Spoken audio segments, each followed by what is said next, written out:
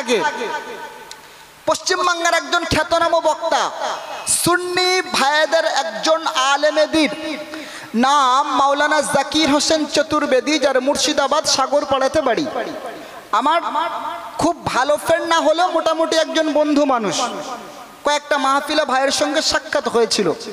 বিশাল গজল বলে, সুন্নি আলেমদের রত্ন, বিশাল গজল বলে।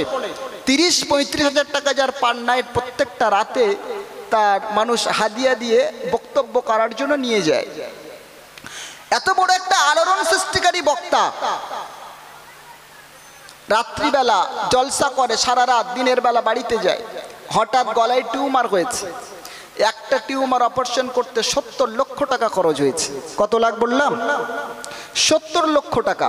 ভাই, ওই 70 লক্ষ টাকা খরচ করেও বাড়িতে যখন বসে আছে, মানুষের এত রিকোয়েস্ট, এত অনুরোধ জাকির হোসেন চতুর্বেদীকে যে আপনি আসেন, 2 ঘন্টা বায়ান করতে হবে না, 1 ঘন্টা যতক্ষণ পারেন অন্তত এসে স্টেজে আপনি আপনাকে শো করেন, কিছু সময় কথা রাখেন।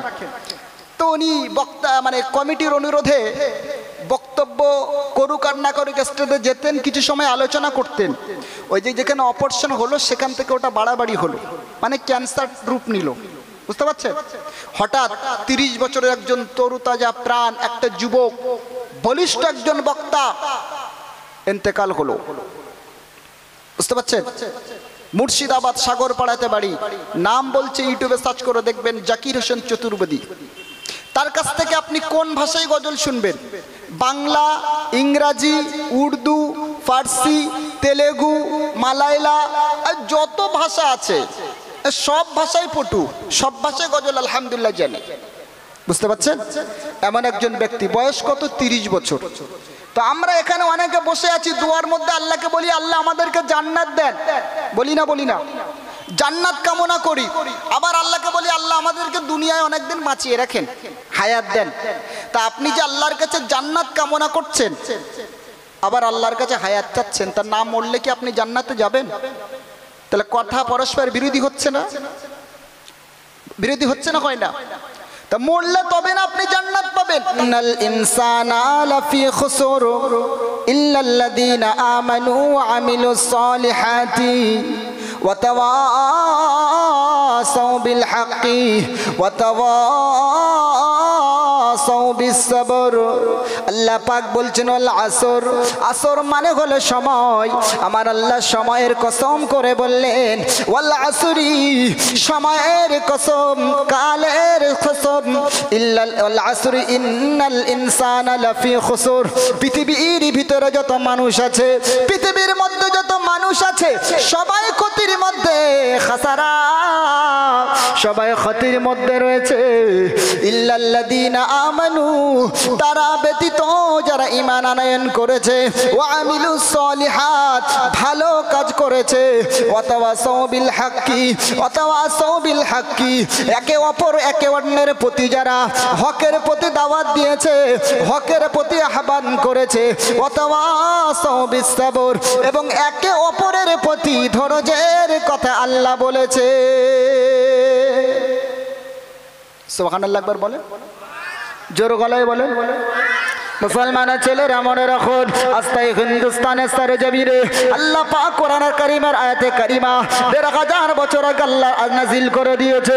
এই মুসলমানের ছেলেরা, আজ হিন্দুস্তানের সরজমিনে মুসলমান ঘরে সুবাদে আমার আপনার উপরে কত অত্যাচার, কত নির্যাতন নেমে আসে। এই মুসলমান বাবাজি আমার, মুসলমানদের বলা হয় দেশদ্রোহী, মুসলমানদের বলা হয় সন্ত্রাসী, মুসলমান মানে হলো জাতি বিদ্বেষী, মুসলমান মানে হলো ধর্ষণ, মুসলমান আরো কত কি অপরাধ। বিনা অপরাধে মুসলমানদেরকে অপরাধী করা হয়। আজ দাড়ি রাখার কারণে কত মুসলমানের দাড়ি ধরে টানা হয়। আজ দাড়ি রাখার কারণে কত মুসলমানকে এমনি করে মবলিং চিকের নামে কত মুসলমানকে হত্যা করা হয়। গো খাওয়ার অপরাধে, গরুর গোশত খাওয়ার অপরাধে কত মুসলমানের জীবন কেড়ে না হয়। তাই আল্লাহ পাক বললেন, বিশ্ববাসী তোমরা শুনে রাখো, ওয়াল আসরি, সময়ের কসম, আমি আল্লাহ সময়ের কসম করে বললাম, ওয়াল আসরি ইন্নাল ইনসানা লাফি খুসুর, পৃথিবীর ভিতরে যত মানুষ আছে সবাই ক্ষতির মধ্যে। ইল্লাল্লাযীনা আমানু, যারা ঈমান এনেছে তারা ব্যতীত, ওয়া আমিলু সলিহাত, যারা ঈমান আনার পরে ভালো কাজ করেছে, ওয়া তাওয়াসাউ বিল হাক্কি, এবং একে অন্যের প্রতি হকের প্রতি দাওয়াত দিয়েছে, ওয়া তাওয়াসাউ বিস সাবর, এবং হকের প্রতি দাওয়াত দেওয়ার কারণে যখন নিজের উপরে মুসিবত নেমে এসেছে, নিজের উপরে যখন এমনি করে অত্যাচার নেমে এসেছে, ওই অত্যাচারের কঠিন পরিস্থিতির সম্মুখে দাঁড়িয়ে কামানের, এমনি করে বন্দুকের, এমনি করে আগুনের সামনে দাঁড়িয়ে নিজের বুকটাকে পেতে দিয়েছে, সবর আল্লাহর উপরে করেছে, আর বলেছে জীবন যদি নিয়ে যাও তবু আচ্ছা, জীবন যদি নিয়ে যাও তবুও ভালো, তবে যে জবানে আল্লাহকে আল্লাহ বলে মেনেছি, রসুলকে রসুল বলে মেনেছি, ওরে ভারতের কুত্তার দলেরা, জঙ্গির দলেরা, দেশদ্রোহীর দলেরা, সন্ত্রাসীর দলেরা, শুনে রাখো, তোমরা যতই আমাদের উপরে অপরাধ দাও, যত আমাদেরকে অত্যাচার করো, আমি আল্লাহ পাককে একবার রব বলে মেনেছি, জীবন যাবে তবুও ভালো, ওই আল্লাহকে জীবন থেকে সরাতে পারবো না। জোরে বলুন, আর একটু জোরে বলা যাবে না? আজ মুসলমানদের বলা হয় মুসলমান তোমাদের ভারত নয়, ভারতে তোমরা বিদেশি। এই মুসলমানের ছেলেরা মনে রাখুন, বিদেশ থেকে আসলে যদি বিদেশি হয়, তাহলে বাংলাদেশ থেকে যারা এসেছে তাদেরকে কি বিদেশি বলা যাবে? পাকিস্তান থেকে যারা এসেছে তাদেরকে কি বিদেশি বলা যাবে? এই মুসলমানের ছেলেরা পৃথিবীর অন্যান্য দেশ থেকে, অন্য কান্ট্রি থেকে আর্য জাতি যারা ভারতে বসবাস করে তাদেরকে কি বিদেশি বলা যাবে? না রে মুসলমানের ছেলেরা, অন্য কোন জাতি যারা ধর্মীয় কারণে অত্যাচারিত হয়ে এদেশের মাটিতে এসেছে তাদেরকে বিদেশি বলা যাবে না। ইংরেজদেরকে বিদেশি বলা হয়, কারণ ইংরেজদের নিজস্ব দেশ ছিল ইংল্যান্ড, ঠিক না বেঠিক? তাই আমরা তাদেরকে বিদেশে বলি। মুসলমান, আজ মুসলমানদেরকে বলা হয় বিদেশি, অথচ ইতিহাস খুলে একবার দেখে না। মুসলমান মনে রাখুন, এই হিন্দুস্তানের সারে জমিনের জন্য, ভারতের পবিত্র মাটি রক্ষা করার জন্য কিছু কম বেশি 5 লক্ষের মতো মুসলমান এই হিন্দুস্তানের জন্য নিজেদের জীবন বলিদান দিয়েছে। আর একটু জোরে বলা যাবে না? ইমানের আওয়াজ দিয়ে বলা যাবে না? এই মুসলমানের ছেলেরা মনে রাখুন, 5 লক্ষের মতো মুসলমান দেশের জন্য জীবন দিল, 56,000 ওলামায়ে কেরামে দেশের জন্য জীবন বলিদান দিল। এই মুসলমানের ছেলেরা মনে রাখুন, একজন ইংরেজ ঐতিহাসিকবিদ লিখেছে, আমি ঘর থেকে বার হলাম, লক্ষ্য করে দেখা গেল 4জন করে আলেমকে ধরে আর এমনি করে জ্বলন্ত অগ্নিকুণ্ডের মধ্যে ফেলে। এই মুসলমানের ছেলেরা আলেম, মুখে তাদের দাড়ি, মাথায় তাদের টুপি, 4জন করে আলেমকে ধরে। আল্লাহর আলেম বান্দারা নারে তাকবীর আল্লাহু আকবার দিয়ে আল্লাহর জমিনে তারা অগ্নিকুণ্ডে দাফন হয়ে যায়, দাহ হয়ে যায়। জীবন্ত মানুষগুলোকে পুড়িয়ে কাঁকড়া ভাজা করে জীবন নাশ তাদের করে দেওয়া হয়। আর পরেও ওই ভারতের আলেম ওলামাগুলো, এই ভারতবর্ষের আলেমগুলো, ভারতবর্ষের মাওলানাগুলো স্বাধীন ভারতের জন্য এতটাই তারা আত্মবলিদান দিয়েছে, এত ত্যাগ স্বীকার করেছে, এত স্যাক্রিফাইস করেছে। না রে বন্ধু, হাসতে হাসতে 30 বছর, 25 বছর, 40 বছরের তরু তাজা নওজওয়ান আলেমগুলো দেশের জন্য জীবন বলিদান দিয়েছে। একবারও ইংরেজদের সঙ্গে নিজেদেরকে একবারও তাদের দাসত্ব, তাদের দাবি মানে নাই। জোরে বলুন সুবহানাল্লাহ।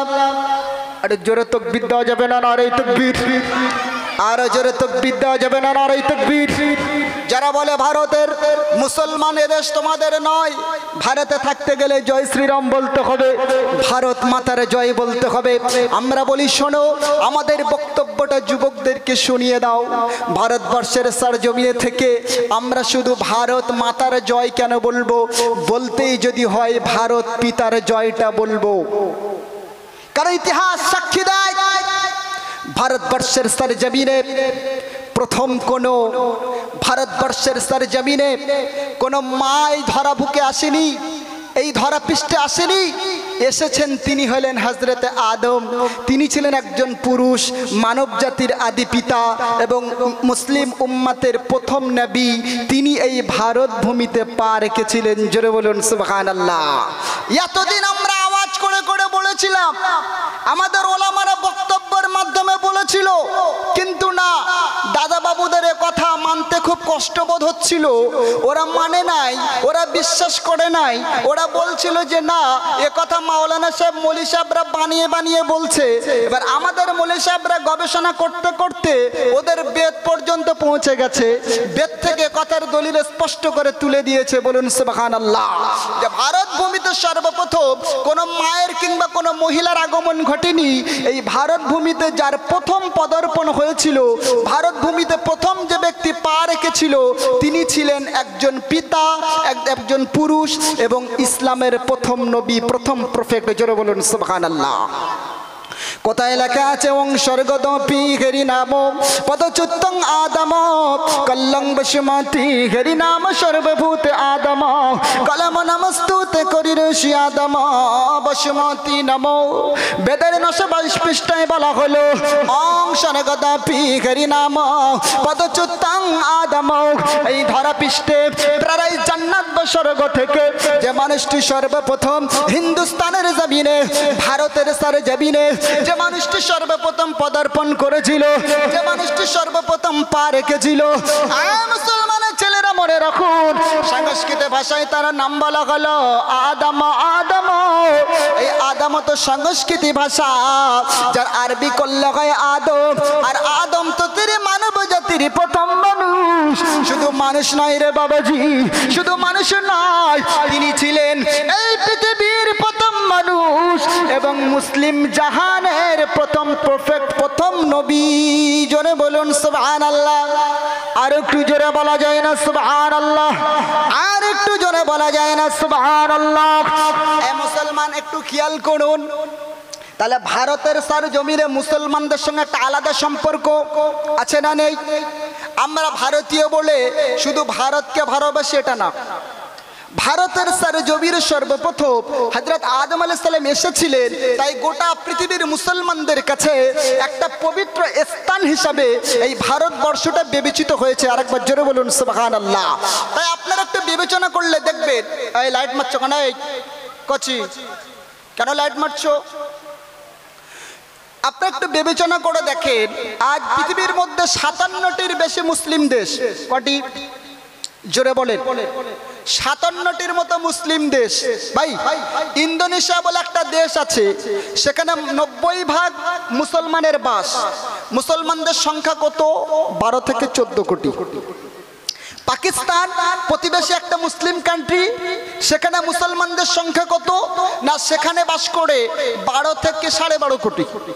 বাংলাদেশে একই অবস্থা, 14 কোটি, হাইস্ট ধরে নিলাম 15 কোটি মুসলমানের বাস। কিন্তু হিন্দুস্তান গণতান্ত্রিক দেশ, দাদাদের দেশ, শিখ, খ্রিস্টান, ইসাই, মাঝি, কোল, ভিল, সাঁওতাল সবাইয়ের দেশ। কিন্তু এই ভারত ভূমিতে মুসলমানের সংখ্যা কত না, এখানে কিছু কম বেশি 20 থেকে 24 কোটি মুসলমানের বাস। জোরে বলুন সুবহানাল্লাহ। যেটা পৃথিবীর অন্যত্র কোথাও নেই। পৃথিবীর অন্য কোন দেশে এত পরিমাণ মুসলমান, আরে বলছেন না কেন, এত পরিমাণ মুসলমান বাস করে না। তাহলে আমরা যে ভারতীয় মুসলমান, এর জন্য আল্লাহর কাছে স্পেশালিটি এবং রাসূলের কাছে গুরুত্ব আলাদা করে আছে না নেই?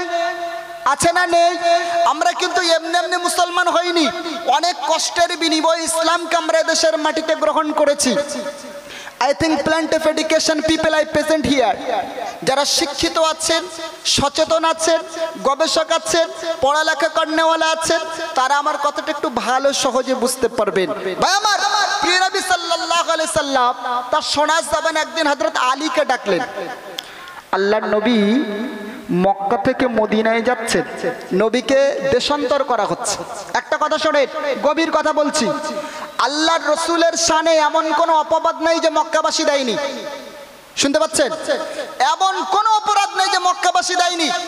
পাগল থেকে নিয়ে শুরু করে, লোভী থেকে নিয়ে শুরু করে, এমনি করে যোদ্ধা থেকে নিয়ে শুরু করে, গণক থেকে নিয়ে শুরু করে, যা যা অপরাধ রসুলকে দেওয়া যায় সমস্ত অপরাধ দিয়েছে। আজকের সময়েও উম্মতে মোহাম্মদী আমরা, আমাদের চরিত্র কিরকম নষ্ট হয়েছে দেখেন। আমরাও সেই একই চরিত্রবান হয়ে আমরাও একে অন্যের প্রতি গীবত করি, খারাপ ধারণা করি। এখন একজন গীবত করছে আরেকজনের নামে, আপনার চাচতো ভাইয়ের নামে আপনার সামনে গীবত হচ্ছে।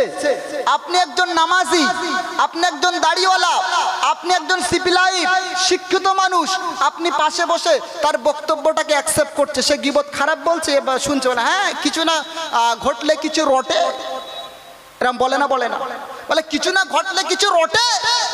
তাহলে আল্লাহর নবী হযরত মুহাম্মদ সাল্লাল্লাহু আলাইহি ওয়াসাল্লামকে যে পাগল বলা হয়েছিল, জাদুকর বলা হয়েছিল, গণক বলা হয়েছিল, আম্মা আয়েশা সিদ্দিকা রাদিয়াল্লাহু তাআলা আনহাকে জিনাহের মতো অপবাদ দেওয়া হয়েছিল। তাহলে আপনারা কি বলবেন যে না নিশ্চয়ই কিছু ঘটেছিল তাই রটেছে? এটা কি কোনো বিবেকবানের কাজ? জোরে বলে।